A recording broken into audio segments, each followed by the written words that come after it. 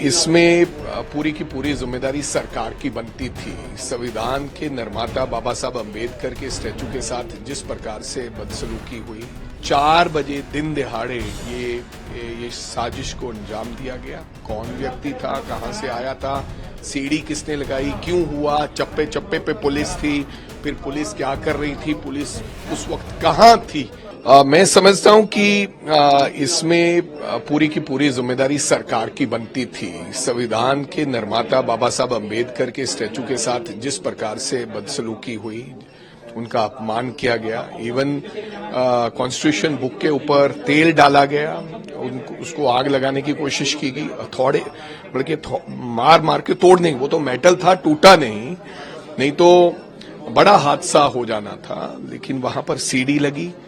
वो सीढ़ी कैसे लगी, क्योंकि काफी हाइट पे है स्टैचू, और फिर वो 4 बजे दिन दिहाड़े ये साजिश को अंजाम दिया गया। कौन व्यक्ति था, कहां से आया था, सीढ़ी किसने लगाई, क्यों हुआ, चप्पे चप्पे पे पुलिस थी, फिर पुलिस क्या कर रही थी, पुलिस उस वक्त कहां थी, ये जांच का विषय है। हमने कहा है कि सिटिंग जज इसकी उनके तहत इसकी जांच होनी चाहिए, और जो भी दोषी पाया जाए, जो साजिश करता हो, उनके खिलाफ कड़ी से कड़ी सजा होनी चाहिए। क्योंकि बाबा साहब अम्बेडकर के साथ का अपमान, मेरे को लगता है कि पूरे देश के लोगों का अपमान हुआ है। तो 4 दिन की अच्छी यहाँ के मंत्री रहने वाले इतने बड़े मंत्री आपको लेट नाइट बोलते हैं, बड़े पे आपका क्या सरकार। देखो भाई, हादसे के बाद पहुंचने तो आप समझ सकते हो, हादसे के बाद तो सभी पहुंच जाते हैं, लेकिन हादसा हुआ क्यों, ये जांच का विषय है। और वो भी 26 जनवरी वाले दिन क्यों हुआ,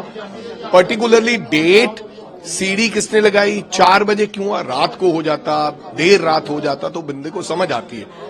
जानबूझ के लोगों की भावनाओं के साथ खिलवाड़ करने के लिए देश के अंदर इस प्रकार का माहौल बन जाए, ये साजिश है 100%, और मेरे को लगता है उसका पर्दाफाश होना चाहिए।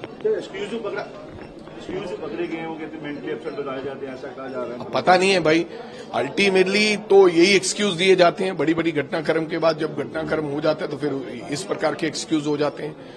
तो लेट्स सी क्या है।